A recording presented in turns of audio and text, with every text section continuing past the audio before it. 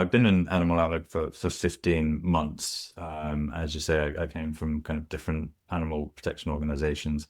I'm so happy to be here. I've inherited a really amazing legacy in Yeah. the EDs who came come before me. I've done investigations kind of with PETA and with compassionate wild farming, but now to be, I think investigations is what Animal Outlook is probably best known for. They've done over 50 investigations. They're all available on our website, animaloutlook.org/investigations, for anyone to go and see a whole myriad of topics, different species. And it really covers the gamut over the last 30 years. We do more investigations than any other US investigations than any other animal protection groups. Last year we did 5 undercover investigations. And how we pick our subjects, I'm more than happy to talk as much as I can about that. It's things that we think the public doesn't know enough about is one of the selection criteria. So raw milk was obviously a trending topic. We thought it would get some interest. What haven't we investigated for a while? What's changed about an industry is another thing we look at. Where we think we're likely to get, and then sometimes we get tips. We get tips from people saying this place effect is pretty bad, or we look up what violations they've received from the USDA and think, well, we should go and get footage of that. So yeah, there's a lot of things that go into selecting what we look at different parts of the country as well. We want to, take a kind of a broad approach and don't just want to focus on one or two states where we know we can do investigations quickly and easily. So there's lots of things that go into it. Some of the investigations can take months. The investigator usually has to travel, be away from home. They're very taxing. Agricultural work is one of the hardest jobs to do. And then you're not only doing that for 12-hour shifts or 17-hour shifts, you're then coming home and documenting and recording and uploading the footage that you record. So it's a really difficult job to do. I think our movement owes these undercover investigators a debt of gratitude. That they have been, our own investigations team have a combined experience of 18 years. They're both former undercover investigators and on staff. And then we've got investigators that we work with who are out in the field, and just so much goes into them that from the equipment that's used, it's highly technical and complicated equipment. It has to survive out in the field, and yeah, so much goes into choosing the topics but that hopefully gives a kind of idea. Also, policy. We do look at where we think we're likely to get some change, some movements. Yeah. Because sometimes if we just do an investigation just to expose and hopefully inspire some change, it's maybe not as strategic as something where we think we can move the needle with regulations or with legislation. So we look at that aspect as well. So how do you take care of your team? I mean, you're doing this work. You're very well known for doing this work. I mean, you mentioned 5 investigations a year or so. How do you make sure that people can stay sane in an insane world? Yeah, we put a lot of thought and time into the safety and health of our investigators. We give them a lot of resources.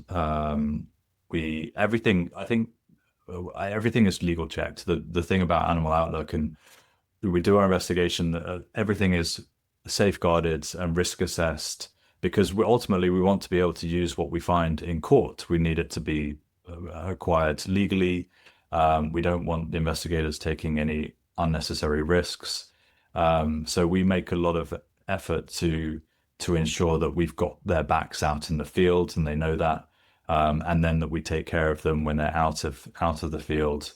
So yeah, I think it's a really tough business, but we take every precaution and step that we can that's deemed necessary, that we've the experience that we've built up over many decades now of doing this, to make sure that we get the best possible result. A lot of times people ask me about how to get involved with investigations themselves, which I frequently just would point them to an organization like yours. But what would you say to people who would maybe feel like they could handle that? Because I think that frequently activism, animal activism in particular, but probably every kind, is about what you can do. I mean, Marianne and I know someone who his activism of choice is that he walks dogs who are about to be put down at kill shelters. He walks the pit bulls for their final like moment of beauty. which I can't imagine, but he says I can do it. So I can't imagine being an undercover investigator either. Thank God we have them. Like you said, we really owe them everything. What would you say to someone who wants to get involved in that? Yeah, no, that's a great question. I really do think we should all play to our strengths and do what is the best fit to help animals. We have a evergreen advert up on our website for undercover investigators. We're always seeking new undercover investigators. The churn rate of undercover investigators, because of what you're having to deal with at an emotional level, at a labor level, is such that we're always looking for more people to join. It happens to be quite an entry level job. You don't need a great deal of experience and knowledge. So it is something that if you wanted to do, you could come and we could teach you how to do it.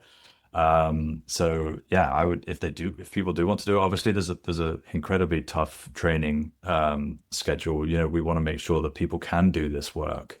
Because you know, to invest and put them out in the field, and then for them not to be able to do it, we've got to make sure that you know everyone's going to be safe first and foremost, and that they're going to be able to do the job. So yeah, a lot goes into it, but we're always interested in enthusiastic people who want, you know, who are dedicated enough to be able to do it. Yeah, and the thought I wanted to add was that I just wanted to remind everyone that Erin Wing, who's one of your, I think your senior people in investigations, was on the podcast a while back. It was about a fish investigation, I think, and she was extremely inspiring. I just didn't want to forget to mention that. Erin is amazing. She's our deputy director of investigations. She was a former undercover investigator, as you say, and now she actually does a lot of talking. She just did a TEDx and a moth that we're going to release soon, Oh, cool. where she talks about her own. Yeah, she's incredibly inspirational. I think she got the longest round of applause that I saw at the Animals and Vegan Advocacy Conference last year.